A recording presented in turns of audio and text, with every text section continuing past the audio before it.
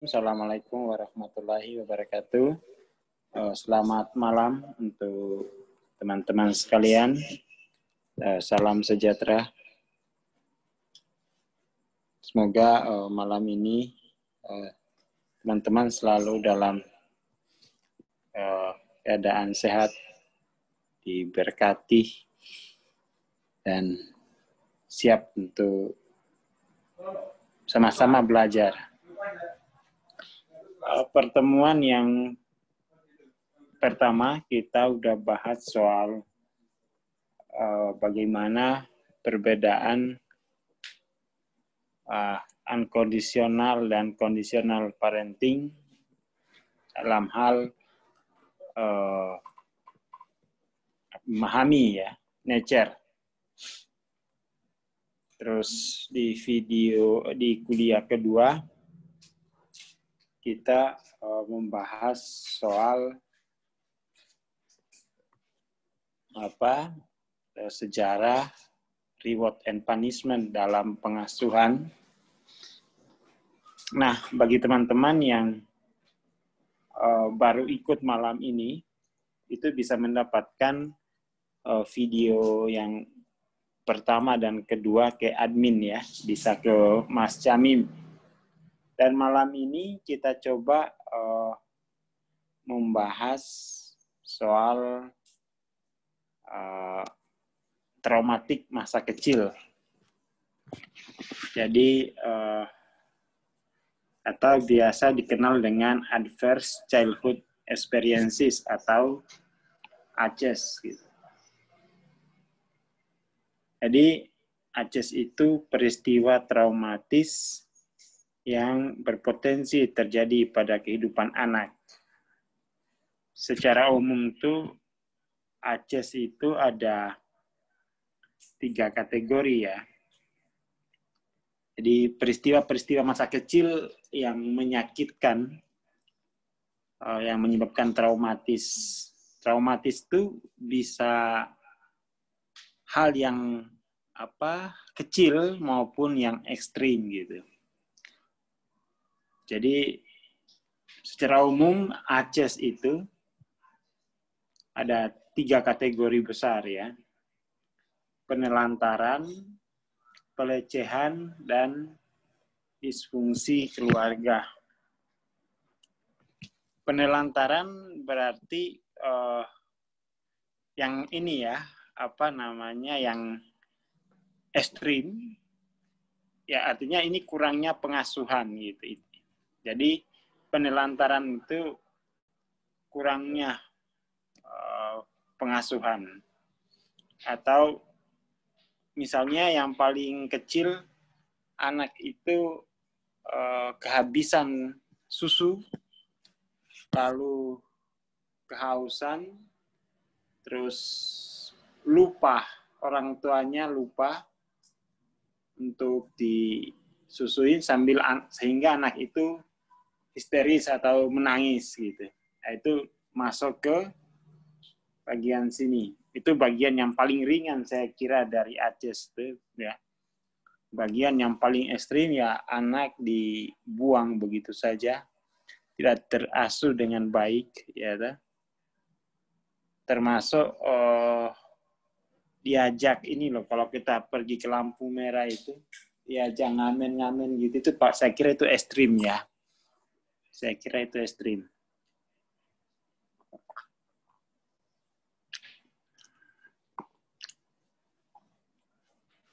Nah, kategori kedua dari ACEs itu ya pelecehan ya. Pelecehan.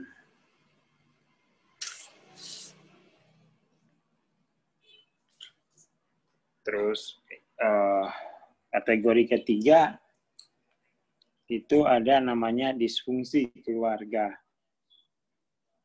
Disfungsi keluarga ini bisa berarti meliputi kondisi rumah, terus kesehatan mental orang tua, terus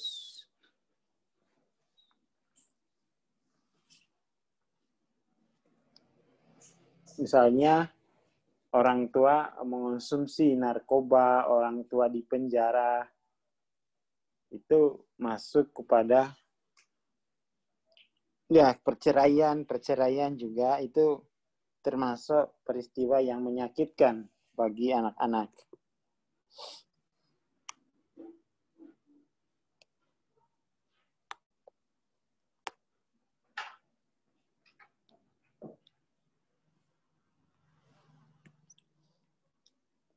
Oke ya. Jadi itu 3 kategori besar. Kita lihat lagi lebih ini dampaknya ya.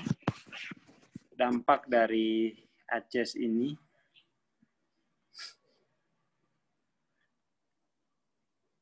Nah ini yang ini nih. ACES, efek dan konsekuensi jangka panjang ya. Biar lebih jelas, kategori ACES-nya ada 3. Tadi pelecehan atau kekerasan, meliputi kekerasan emosional, kekerasan fisik, terus pelecehan seksual. Ya.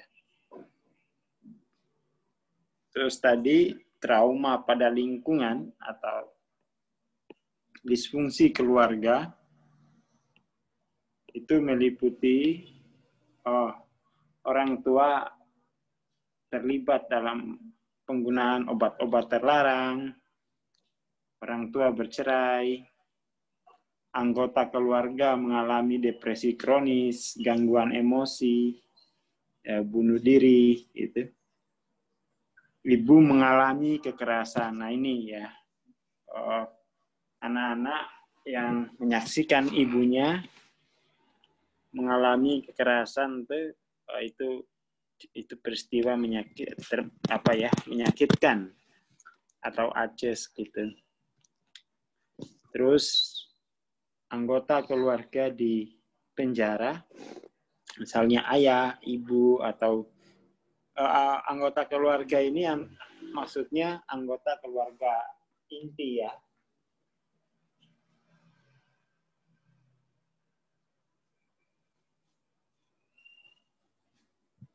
Terus kemudian kehilangan orang tua, ya orang tua meninggal, bunuh diri atau kabur dari rumah. Itu masuk pada disfungsi keluarga ya. Di sini yang belum tuh rumah terlalu sempit, itu juga bisa. Rumah yang terlalu sesak, terlalu penuh. Ditambahin. Itu juga bisa menimbulkan traumatik pada anak.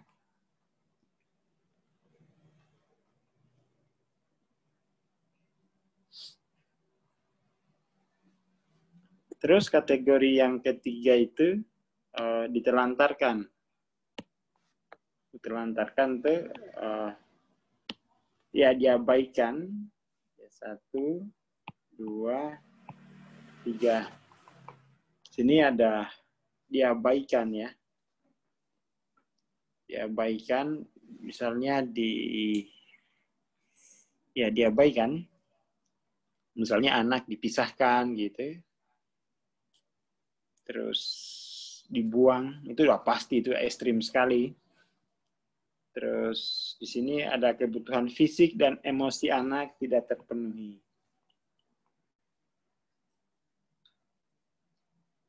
Ya tentu saja orang tua kesulitan ekonomi gitu itu ya pengaruh itu disfungsi keluarga.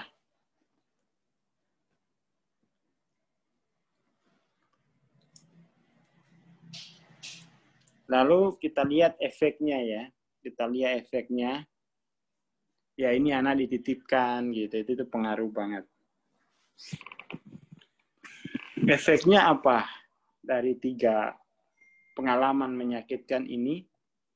Efeknya secara fisik ya. Secara fisik punya efek neurobiologis dan efek psikologis gitu, perilaku.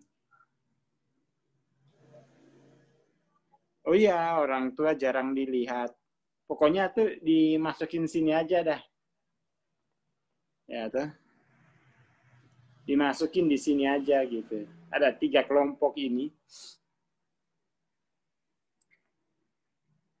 Ya kebutuhan emosi itu kan misalnya anak berinteraksi dengan orang tua gitu. Misalnya anak dititipkan ke pembantu orang tua kerja, itu kan anak bisa terlantar kebutuhan emosi. Mungkin kebutuhan fisiknya terpenuhi, tapi emosinya ya terpenuhi.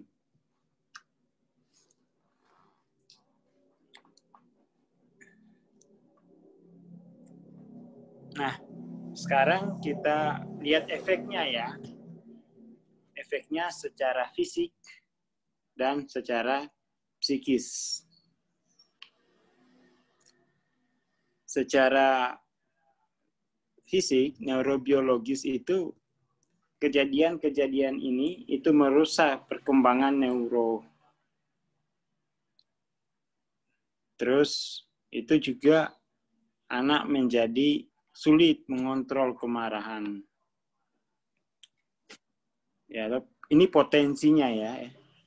Terus ada gejala halusinasi, depresi, gampang panik, gampang cemas, masalah-masalah fisik lainnya, masalah tidur ya. Terus gangguan kerja memori, terus flashback memori ini, dan disosiasi. Disosiasi itu tidak mampuan membedakan ya, membedakan. Itu neurobiologisnya seperti itu, efek-efeknya ya. Sekarang kita lihat ke perilaku, ke perilaku. Efek sebenarnya udah terjadi ya, cuma kan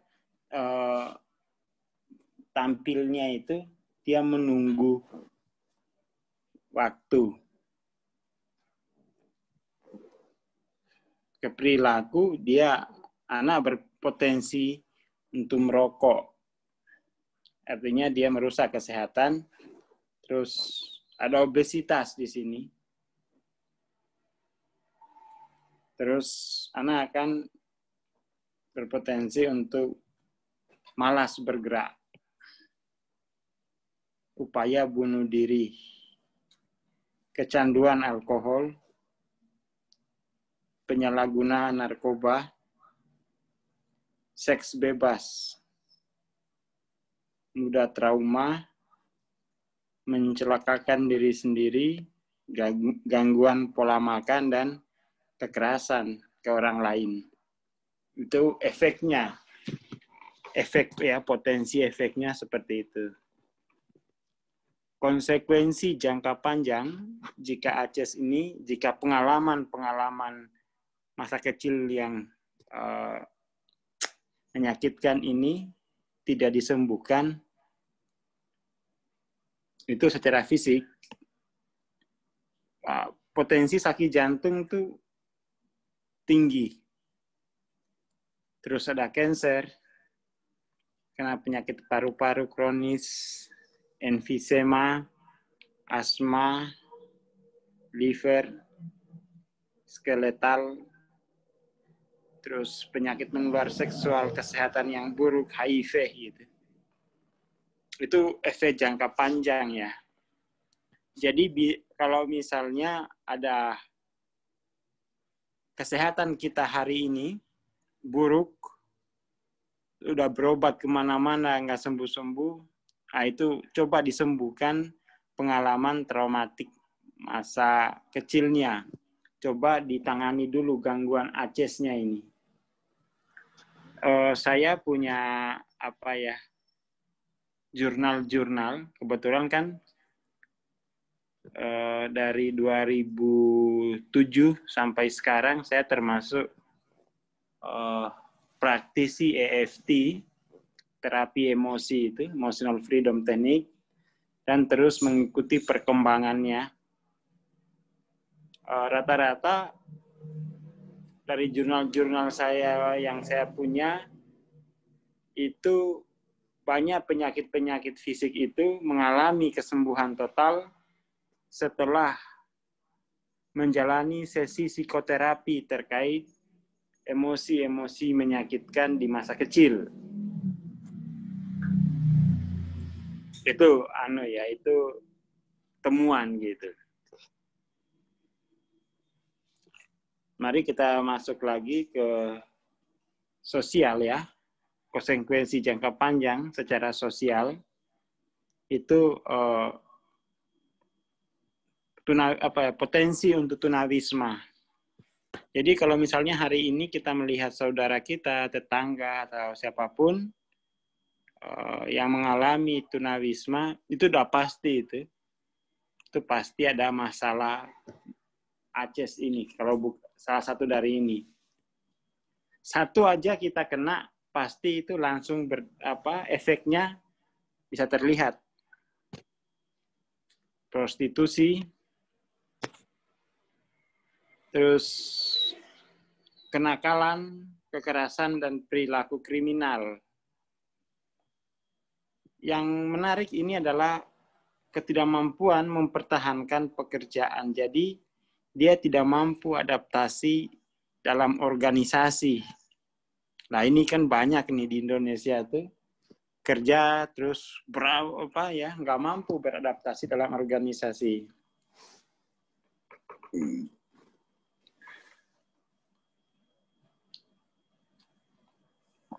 Itu efek sosialnya. Kalau di sini ada kok misalnya punya suami, punya saudara, punya keluarga yang di mana-mana kerja selalu bermasalah. Nah, itu berbahaya tuh. Itu berbahaya. Itu pasti ada efek ACES. Terus pemerkosaan ya di sini. Nah, yang ini yang paling menohok nih. Yang ini tidak memiliki kemampuan sebagai orang tua. Nah, tidak mampu mengasuh. Nah, itu pengaruh ACES tuh. Pasti masa kecilnya itu juga korban dari ACES.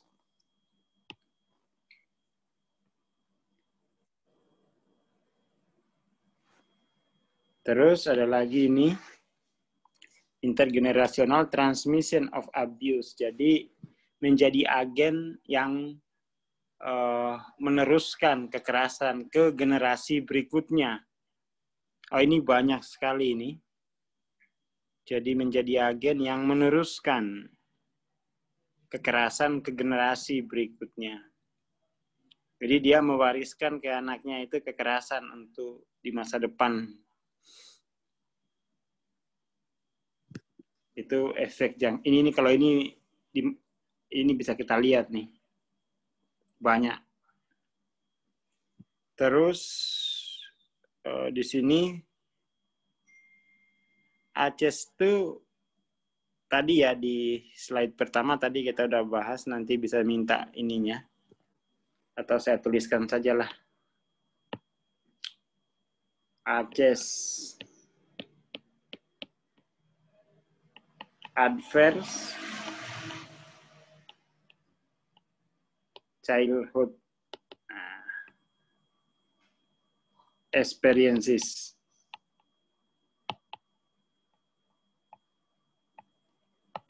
Atau pengalaman-pengalaman menyakitkan di masa kecil. Pengalaman-pengalaman menyakitkan di masa kecil. Lanjut ya. Jadi efeknya yang ini kemudian ada pasien jangka panjang dari layanan kesehatan. kekerasan perilaku, pemasyarakatan, dan layanan sosial lainnya. Itu efek dari kekerasan di masa kecil. Dan ini seringkali mungkin tidak dianggap itu ada, tetapi kalau misalnya kita mengalami salah satu masalah ini, tidak ada salahnya kalau kita coba mencari orang yang mampu membantu kita untuk melepaskan rasa sakit emosional yang pernah terjadi di masa kecil.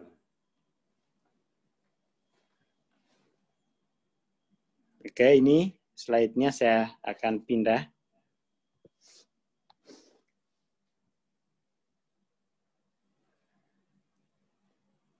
Jadi, secara umum ya, ACES itu efeknya pada kehidupan. Setelah orang mengalami ACES, dia akan mengalami gangguan sosial, emosional, dan kognitif. Nah, dari gangguan sosial, emosional, dan kognitif inilah kemudian lahir ya perilaku yang membahayakan kesehatan, penyakit, kecacatan, dan masalah sosial, serta kematian dini. Jadi tiga lapis ini itu disebabkan oleh gangguan sosial, gangguan emosional, dan gangguan kognitif. Gangguan sosial, gangguan emosional, dan gangguan kognitif itu disebabkan oleh ada ACES atau traumatik di masa kecil. Kira-kira seperti itu. Jadi efeknya apa namanya ya? Efek dari ACES ini sangat-sangat berbahaya ya. Kita katakan saja begitu. Berbahaya bagi kehidupan seseorang. Dan tentu saja karena hari ini kita orang dewasa sudah menjadi dewasa, ya itu kemungkinan besar ya, kemungkinan besar kita adalah korban dari ACES di waktu kecil.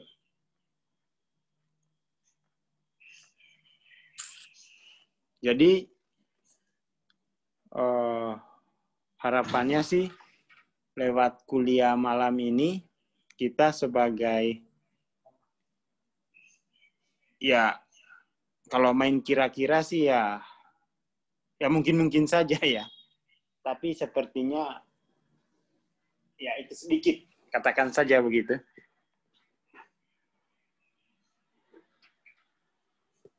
Jadi satu saja itu kita mengalami skor ACES itu sudah cukup. Itu sudah cukup. Ya mungkin kalau sampai 0 banget kayaknya ini ya. Kayaknya ya nggak mungkin, hampir nggak mungkin ya.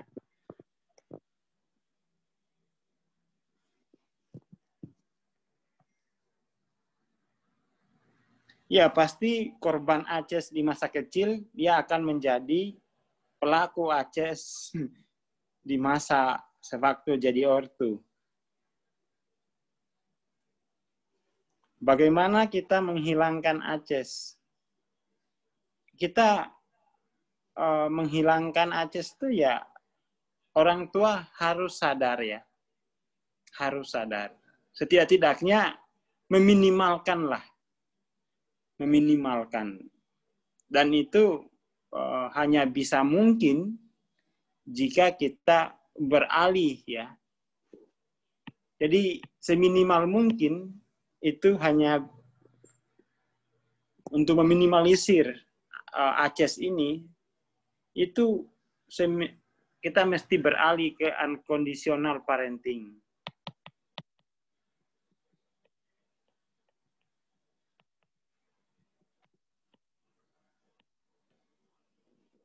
Saya pikir itu ya. Jadi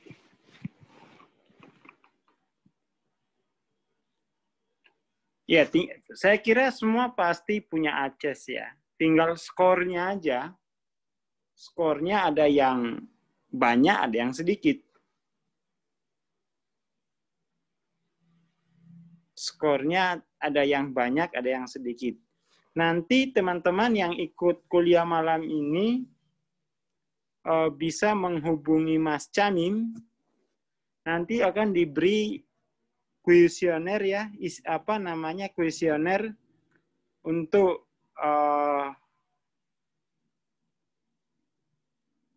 untuk skor akses ya, untuk mendeteksi skor aksesnya. Ya, kita ya ada ininya tuh, ada pertanyaan ya, pertanyaan. Tapi itu memang ya perlu, kadang-kadang kan kita tidak jujur ya. Itu perlu kejujuran untuk menentukan skornya.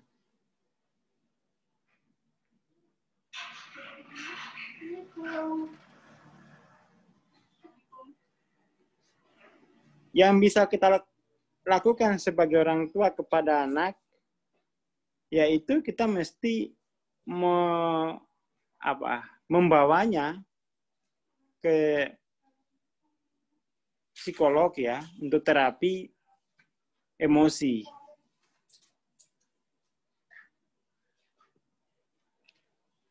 Seperti itu.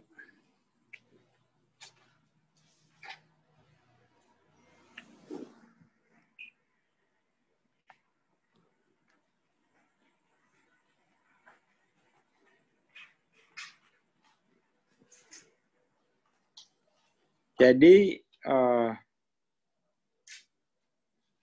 dan ACES ini, pengalaman ACES ini nih, harus ditambah lagi satu piramida, itu menghambat ya. Dia menghambat evolusi spiritual gitu. Dia menghambat evolusi spiritual.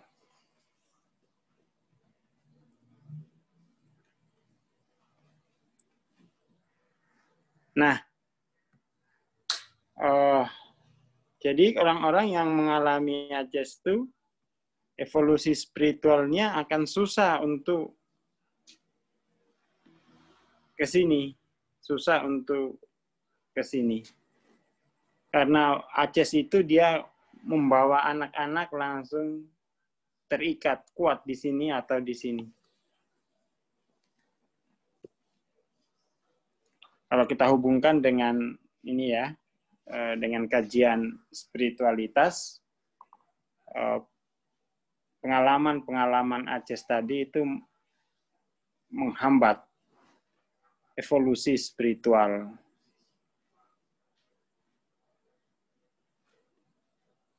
Saya kira presentasi malam ini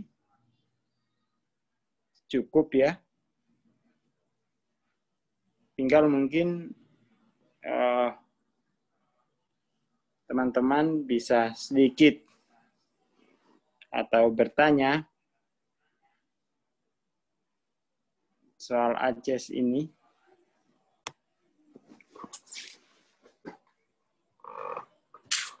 Nah, yang paling penting tuh kita mesti sadar dulu deh, sadar gitu. Paling enggak kalau sekarang kita usia misalnya 20 atau di atas 20 lah, itu efek ya, konsekuensi ini sudah terlihat gitu. Jadi ACES itu konsekuensinya itu tidak langsung terlihat. Dia biasanya usia 20 tahun itu baru terlihat gitu.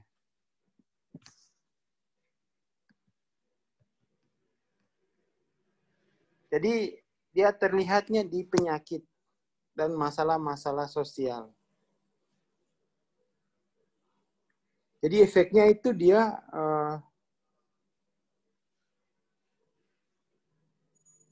jangka panjang ya, puluhan tahun. Puluhan tahun itu efek dari ACES.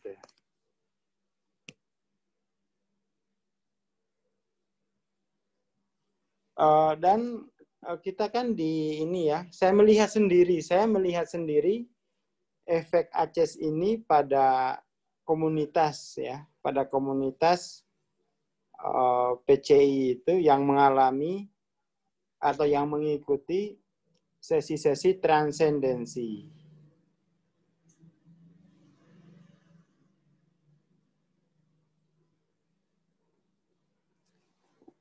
ACES itu hanya dalam studi ACES itu yang dipelajari itu waktu kecil. Kalau janin itu mungkin studi lain ya, bukan studi ACES. Jadi ACES itu kategorinya ya anak-anak, ya anak-anak. Anak-anak. Ya setelah lahir lah. Ya, jadi kalau dalam janin itu mungkin studi lain, bukan studi ACES.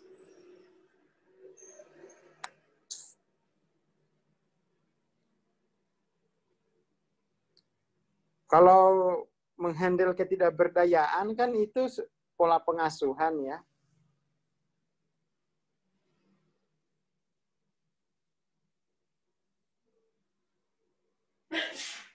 Jadi ini pertanyaan bagaimana ya kalau menghandle ketidakberdayaan itu kan ya itu filsafat filosofis dari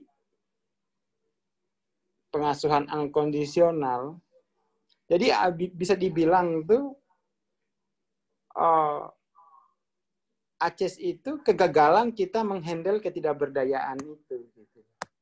Kegagalan menghandle ketidakberdayaan akhirnya itu menjadi ACES bagi anak-anak.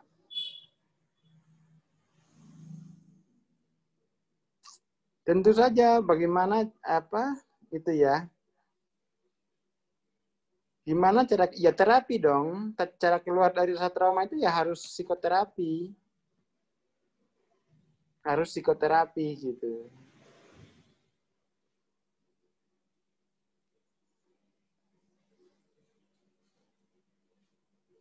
Apabila ada ayah yang tidak siap, lah itu pasti ayahnya itu ini. Itu ya di terapi, di psikoterapi aja, di psikoterapi. ACES itu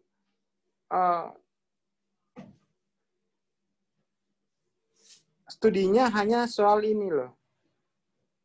Jadi bukan ACES kalau terjadi di luar ya kekerasan emosi, tetapi itu mungkin kalau di sekolah masuk lingkungan kali ya.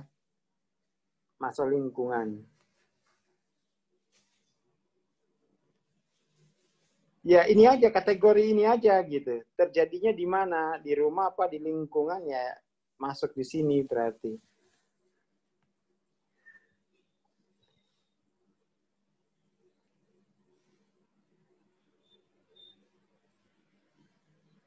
Ya cari psikolog.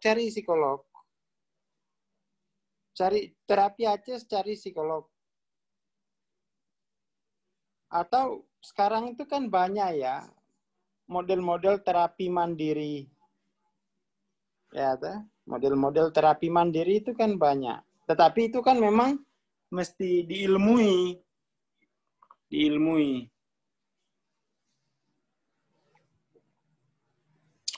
Yang paling aman ya cari psikolog.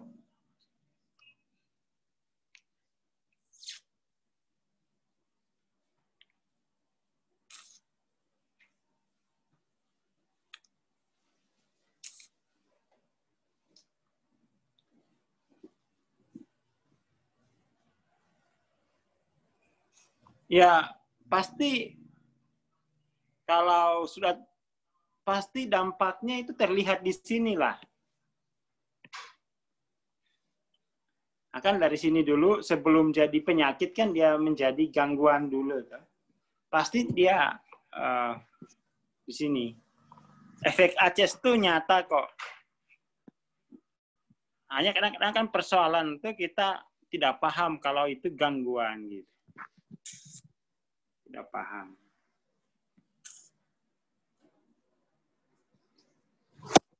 Ya bisa. Itu kan masalah emosional tadi itu. Luka batin, luka emosi. Asalkan ditangani dengan baik, diterapi dengan baik, itu bisa.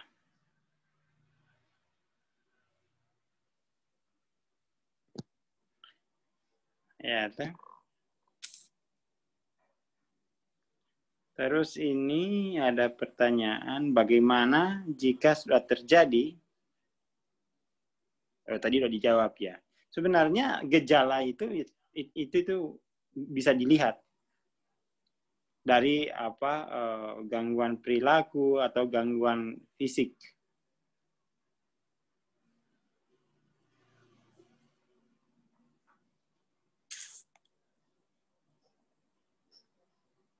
Terus ada lagi.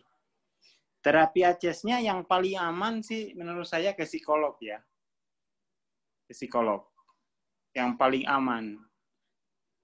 Atau kalau misalnya jasa psikolog itu susah dijumpai, orang tua mesti betul-betul belajar sendiri menerapi.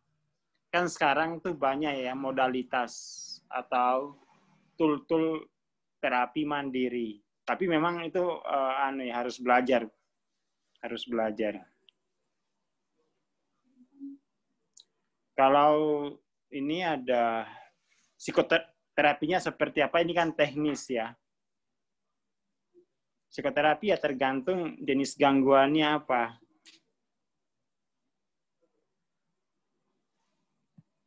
Terus ada lagi enggak ya? Jadi salah satu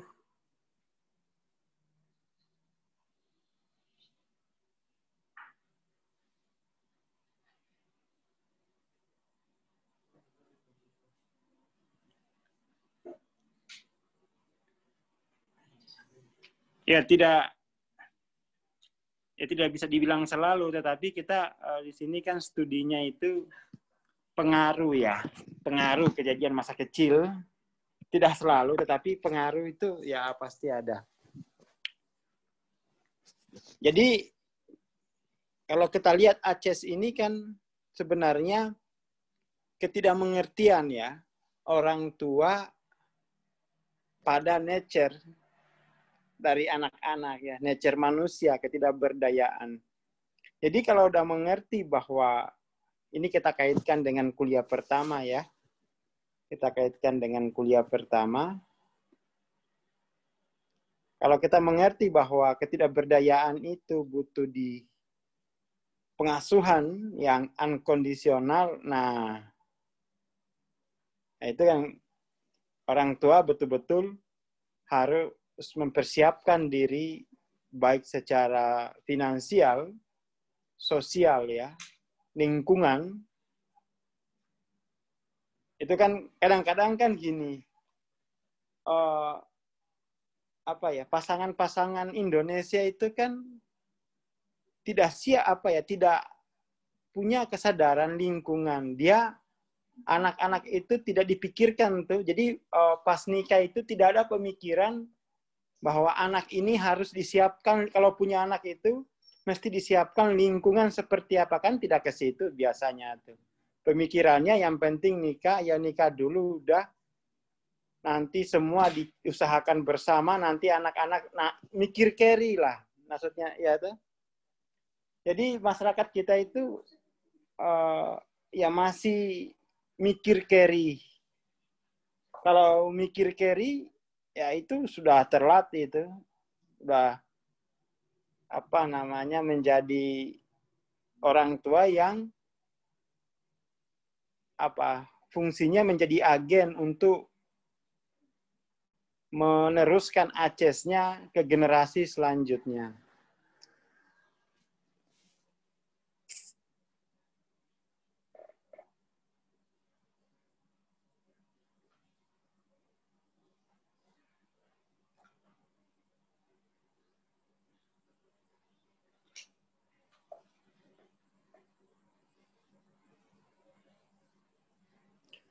Ya pokoknya kalau ada efek-efek perilaku itu pasti ACES lah ya kalau anak-anak itu. Kalau masih anak-anak sudah ada ciri-ciri seperti tadi itu pasti ACES lah.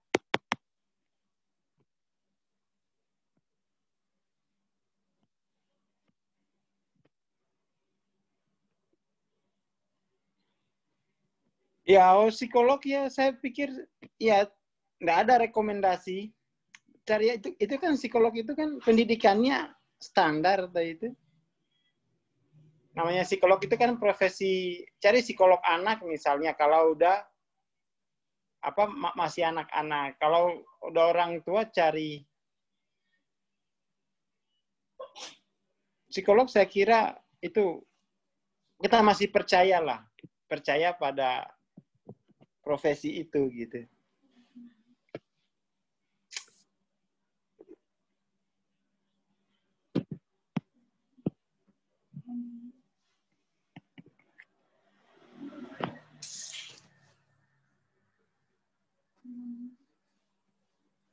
Untuk presentasi saya kira cukup. Ini tinggal kita ya diskusi.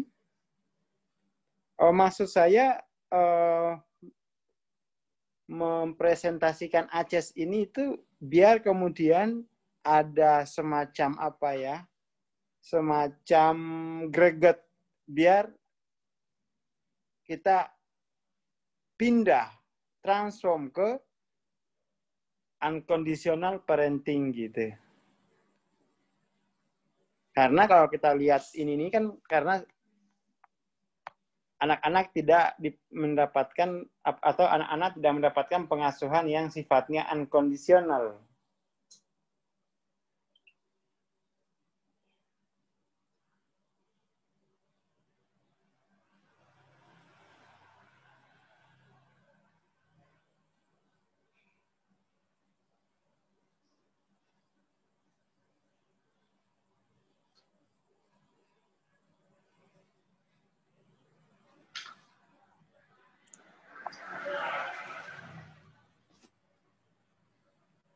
Yang harus, ya ini kan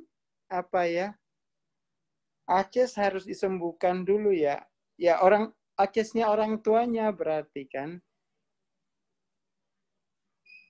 Ya kalau orang tuanya masih belum sembuh dari ACES, gimana menerapkan unconditional parenting ke anak-anaknya?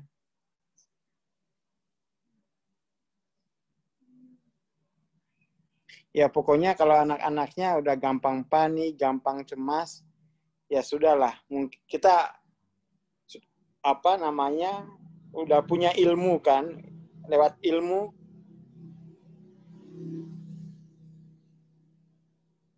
gampang panik, gampang cemas, ini kan sudah itu tinggal dilihat saja. Oh, kemungkinan besar itu ACES gitu.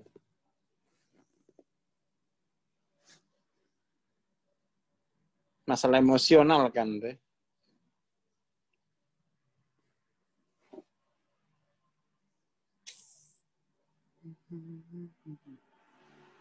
Lagi-lagi ini kita fokus ke orang tua gitu loh. Jadi fokus kali ini unconditional parenting itu kan kita fokus ke pengasuhnya ya. Sehingga tuh kalau orang tuanya awareness dengan ACES, maka kan dia pasti akan sangat hati-hati itu dalam pengasuhan. Jangan sampai anaknya mengalami ACES karena pengasuhan yang salah. Jadi harapannya itu dari kelas ini, orang tuanya yang hadir di sini dulu, wah kayaknya aku kena deh. Ini kayak gitu tuh. Lalu orang tuanya menjalani sesi psikoterapi, dan setelah tahu betapa apa namanya selalu dia mengetahui pada dirinya efek-efek dari ACS itu kan, ya tentu saja dia kan mesti hati-hati dalam pengasuhan itu.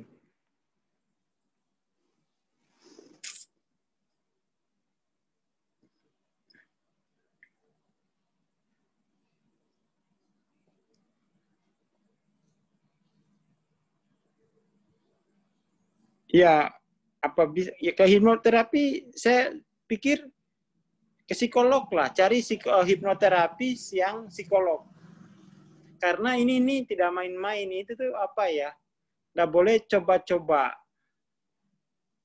Cari yang betul-betul memahami ini, gitu aja deh. Tapi saya tetap rekomen ke psikolog.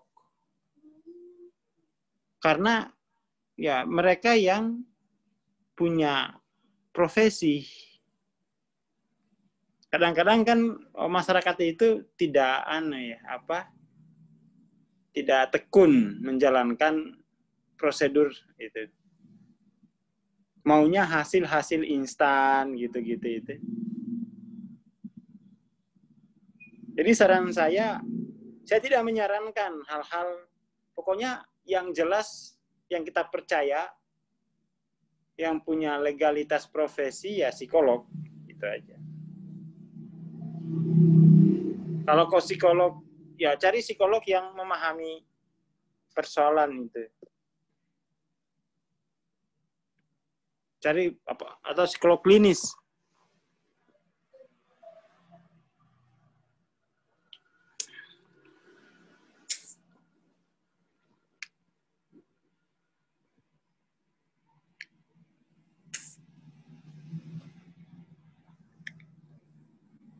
Atau misalnya kalau teman-teman ke psikolog itu rasanya berat, ya coba belajar. Coba mempelajari sendiri modalitas-modalitas psikoterapi yang self-help istilahnya tuh. Pelajari modalitas psikoterapi yang kategori self-help untuk menolong diri sendiri.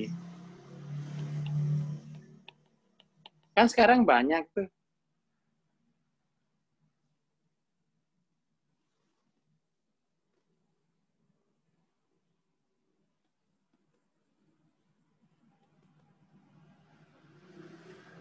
Pokoknya terkait dengan isu-isu penanganan, udahlah, serahkan ke psikolog. Jadi jangan, aku mau terapi sendiri. Memang punya ilmunya. Jadi kalau penanganan tuh, saya tetap akan merekomendasikan ke psikolog. Ke psikolog. Jangan dicoba ditangani sendiri. Ini nih bukan persoalan kecil gitu. Kecuali teman-teman benar-benar menguasai metode psikoterapi dan menguasai keilmuan kejiwaan itu. Kalau nggak ada ilmu kejiwaannya, mau nanganin bagaimana? Ya, bagaimana coba? Jadi ini jangan dianggap, ini bisa saya tangani sendiri gitu. Ya bisa saja ditangani sendiri dengan catatan dia mesti punya pengetahuan yang luas tentang kejiwaan dan penanganannya gitu.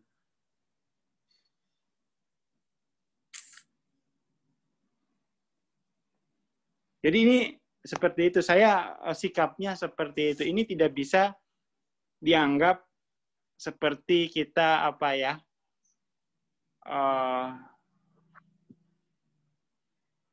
resep ya, resep memasak sop ayam. Oh bukan ini. Jadi penanganan ACS ini berbeda dengan cara memasak sop ayam yang enak, ditambahin ini nggak bisa begitu. Dia mesti ada ilmu kejiwaan yang harus dikuasai. Jadi ini saya menekankan jangan sampai teman-teman menganggap masalah ini seperti belajar resep bikin ayam bakar, ya toh. Kalau nggak jadi ya nggak apa-apa, ya kan?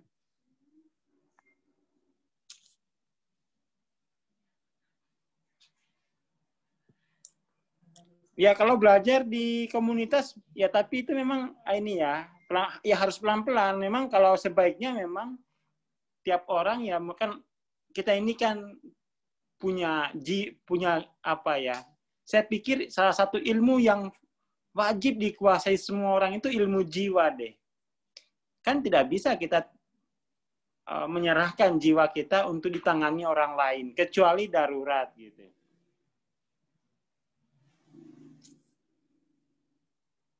Nanti untuk skor ACES ya, kuesionernya nanti sama Mas Camim ya, atau sama TIPAI. Untuk Ibu Emi ya sebaik kalau belajar nggak apa-apa, tapi belajarnya memang harus serius. Karena mempelajari ilmu jiwa itu ya harus ya setahun, 2 tahun. Itu pelan-pelan. Nggak bisa hasil kayak tadi perumpamaan saya seperti orang mempelajari cara memasak soto Lamongan misalnya, tidak bisa begitu, nggak ya kan?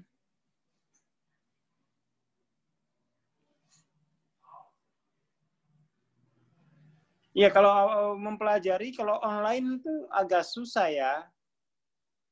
Di sini kita di komunitas itu ada sesi transendensi, ada yang udah 14 hari ini di kantor, belajar pelan-pelan gitu. Karena memang itu butuh pengamatan yang serius kalau memang ada masalah.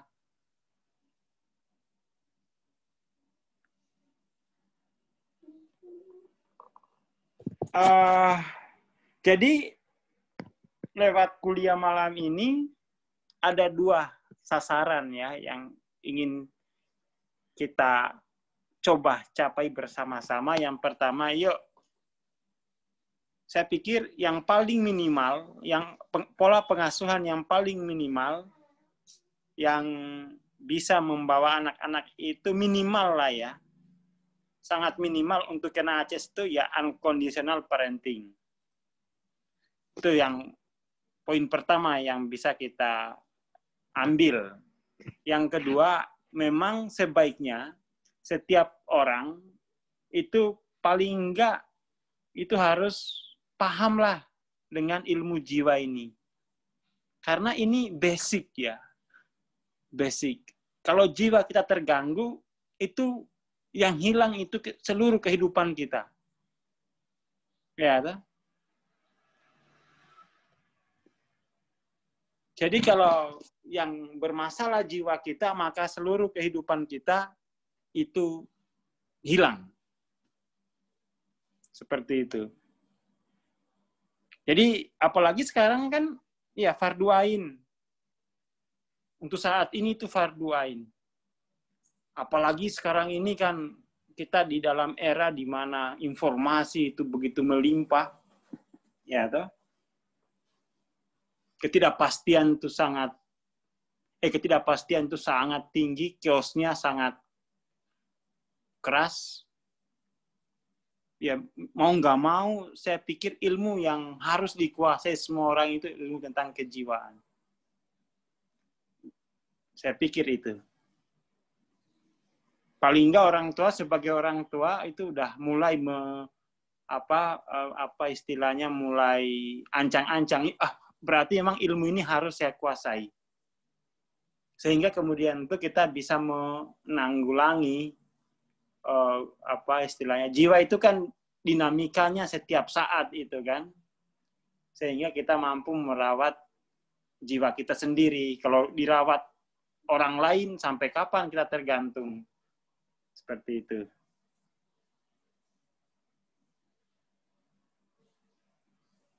Nggak bisa kita menggantungkan lagi kepada orang lain untuk masalah kejiwaan kita. Dan dewasa ini kan akhir-akhir ini kan kita beruntung ya. Beruntung karena itu tadi banyak kursus-kursus kejiwaan ya, baik yang sifatnya profesi maupun yang sifatnya self-help gitu loh. Itu yang paling saya syukuri di era sekarang, di mana ilmu-ilmu kejiwaan, baik yang sifatnya profesi maupun sifatnya self-help, itu tersedia gitu loh. Tinggal mau milih yang mana. Ya bagi saya yang tidak punya kuliah psikologi, saya mempelajari ilmu jiwa lewat jalur self-help. Aksesnya gampang gitu loh. Tinggal mau apa enggak. Kalau soal uang itu relatif. Yang penting mau dulu, sadar dulu kalau itu penting, yuk nabung. Saya sendiri mempelajari itu nabungnya puluhan tahun. Karena ini penting gitu, mau nggak mau. Paling nggak satu keluarga itu satu lah yang paham tentang kejiwaan. Ya, toh? Saya pikir itu, nanti aksesnya gampang kalau sekarang. Banyak komunitas-komunitasnya. Asal mau belajar aja. Termasuk komunitas kita malam ini kan membahas kejiwaan dari perspektif spiritual kan. Ini kan jadi kita transcending level of consciousness itu, ini kan perspektif spiritual. Kejiwaan dari dimensi spiritual gitu. Ada juga kejiwaan dari dimensi psikologi itu ada. Sekarang semuanya ada. Dari jalur spiritual ada, dari jalur psikologi ada. Ya, tinggal coba misalnya tadi kayak Ibu Emi sudah ke psikolog kok belum ada hasil, coba dekati dengan jalur spiritual misalnya. Semua pendekatan ada gitu. Pendekatan klinisnya ada, pendekatan self-help ada, dan dua-duanya ini menjadi arus besar ya, arus besar. Kejiwaan dari perspektif psikologi, dari perspektif spiritual, dari pendekatan klinis, profesi, dari self-help, itu dua-duanya itu tersedia gitu. Oke, mudah-mudahan presentasi malam ini memberi kita inspirasi apa yang harus kita lakukan. Dari saya cukup sekian. Assalamualaikum warahmatullahi wabarakatuh. Selamat malam untuk teman-teman sekalian. Semoga selalu sehat. Oke, terima kasih Bang Aswar. Ya, sahabat New Normal, untuk kelas malam hari ini kita akhiri sampai di sini. Kita ketemu lagi di Jumat depan ya. Setiap Jumat jam 7 malam sampai jam 8. Terima kasih.